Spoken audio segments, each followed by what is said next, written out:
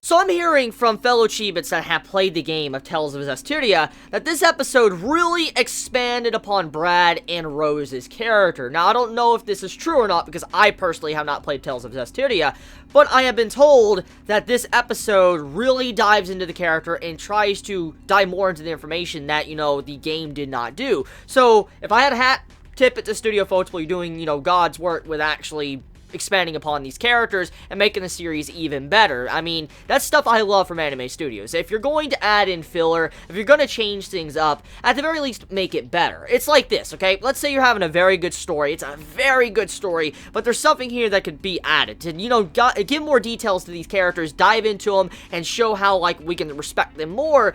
That's stuff I like to see if anime companies take the time out of their day to actually, develop these characters and give this little extra information that the writer didn't even think of at the time, and it actually improves upon the original source. That's what I like to see from anime, because at the end of the day, an anime is supposed to actually adapt the anime, but also make it better. And so, because of this, adding in new content and actually making the scenes mesh so much better, but also diving in and giving more details than what was even in the original source, that is what I like to see. So if that really is what happened with this episode, well done, Studio Folksable, and also I bet the writers of, Tales of Zestiria that wrote the game are probably very happy with this episode just to see what they did with this episode and how they dived into Brad and Rose's character. So, talking about that, Rose as a character is the main front and center point of this episode. She has a lot of conflict. She realizes everything she's been doing might have been meaningless. And I love how the episode starts off where she realizes,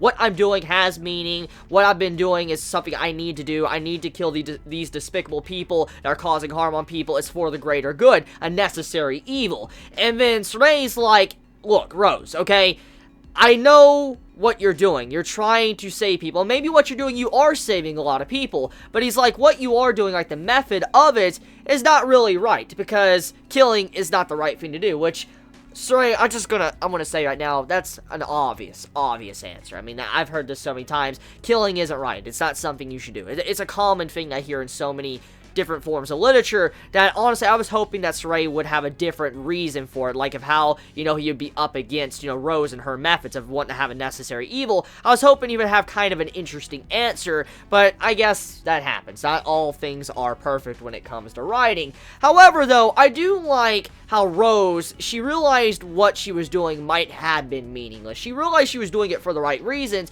and at the end of the day, she did not turn into a hellion. She did not turn into something that was consumed by malevolence. She actually was still herself, and she was her own person, and so, somewhere deep inside, majority of herself was completely good. She was doing it for the right reasons deep within herself. She was feeling like she was doing the right thing, and you can't really fault her for that, even though killing is wrong, according to, Sorey, which it is wrong in general, but I mean, the way it's done, though, is that she felt like she was doing the right thing. And so, when she actually starts thinking about what Sorey did, of how he came out of nowhere, he's purifying malevolence, he's, fixing all these evil thoughts and evil things that is going on in the world, and, how there's things that, nobody else can, perceive and see, and only people like, Sorey can see, she realizes how powerless she is, and how meaningless it was for what she was doing throughout the world, of trying to help out the world in her own way, doing necessary evil, because this is how you gotta view it from her perspective. Sorey's a type of character that, even though he said something that was very, standard and nothing original, and I'm kind of upset with that, you gotta remember from Rose's point of view of looking at Sorey. Sorey is a character that's a shepherd. He's gifted. He's someone that is going to try to change the world for the better. He's trying to make everyone have coexistence and also understand that there's just too much malevolence in this world and we need to get rid of all this envy and all this stuff that's, plaguing us. We need to get rid of that and just accept one another and try to just have a better understanding. And you gotta remember, this is his role. That's what he has to do. And he can actually get rid of hellions and also get rid of malevolence by purifying it. He's the only one in the world that really can do that, and you gotta remember from this perspective, someone else that can't do this, they probably feel like everything they've done in their life, if they were trying to purify the world in their own way, probably was meaningless, because they weren't really getting rid of the malevolence, they weren't really, getting rid of all this negativity in the world. She was actually helping it, and because of her actions, she might have been adding more negative things to the world, more malevolence, and so she realizes as, was everything I was doing, was it pointless? Because Sorey can do it, and this man, he doesn't even need to kill someone to do something. He doesn't need to commit that necessary evil. He's someone that can go out of his way and purify people, even the most heinous people. He can purify them and save their life, and because they had malevolence just consuming them. And so she realizes, holy crap, how can I compare? Well, I mean, what can I do now? He can do this, but I can't. I like that. I like Rose's thoughts in this episode of how she realizes what she has been doing, and she was actually realizing, like, what she's done wrong. She realizes, and looking back at all the action she's taken, she's like, did I do the right thing? She's questioning what she has done, and that's some good character development going on right there. Very, very good character development going on with her character, and how she's questioning what she has done, how she's thinking about her past, but also thinking, can I really even do anything that could actually be helpful to the world compared to what Sorey is currently doing? That is good character development. Now, besides that, let's talk about the characterization of Rose. So Rose, from what we get in this episode, she was an orphan. She was someone that lost her entire village, from what I can gather from the scenes. She lost her entire village. She had no family left alive, and so she was by herself. One day, as she was sitting by herself, all lonely, probably hungry, just couldn't do anything at all by herself, eventually these bandits popped up trying to pillage the village, trying to loot and all that from dead bodies.